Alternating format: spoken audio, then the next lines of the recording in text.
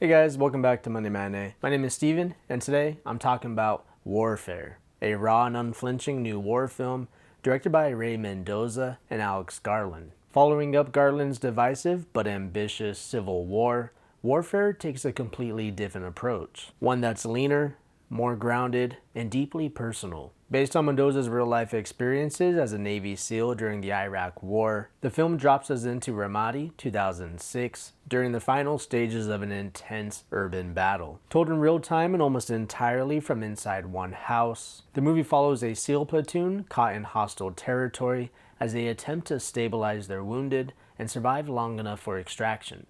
Oh, he's back. Alpha 2, we might have guys starting to move in our position.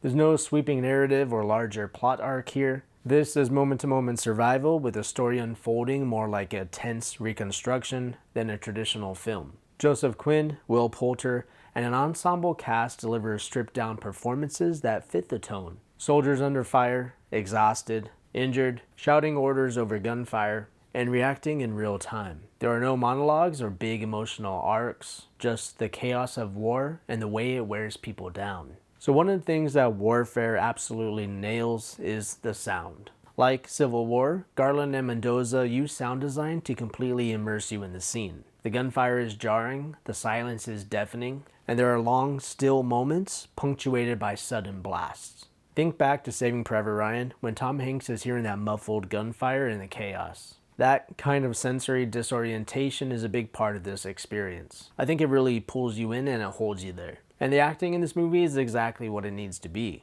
No one is trying to stand out or steal the scene. Instead, you feel like you're watching real people in an impossible situation. There's a lot of shouting, chaos, and pain, but it never feels like performance for performance's sake. It's subdued but effective. You really see the toll that combat takes on these guys in their eyes and their body language. But the film's biggest strength, its stripped-down realism, might also be its biggest hurdle for some viewers. Because the entire movie almost takes place in one house, and it doesn't follow that traditional 3-act structure, it might feel a bit slow or repetitive at times, especially in the beginning. There's no musical score, no main characters, and not much in terms of plot progression. It's just a slow crawl towards evacuation.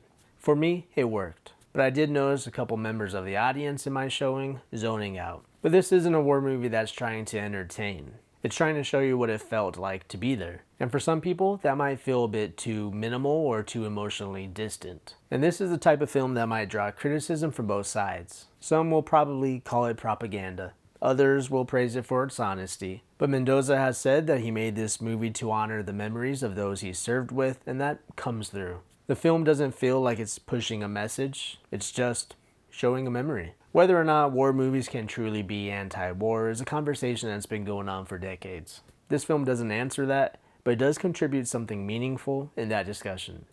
So, for letter grade, I'm giving Warfare an A-. It's not for everyone, it's definitely not your average war film, but for those who want something that feels immersive, honest, and unfiltered, I think it's one of the strongest entries in the genre in years. And personally, I preferred it over Civil War. It's a smaller story, but it hits you harder, I think. So, for further viewing, if you liked Warfare, I recommend checking out The Outpost. It's another grounded, real-time depiction of another harrowing military situation, based on a true story and with some powerful performances. Also, check out Restrepo, a documentary that's all boots on ground, with no narration or agenda. It pairs really well with Warfare, and gives you even more insight into the day-to-day reality of combat. Alright guys, as always, thanks for watching and see you on the next one.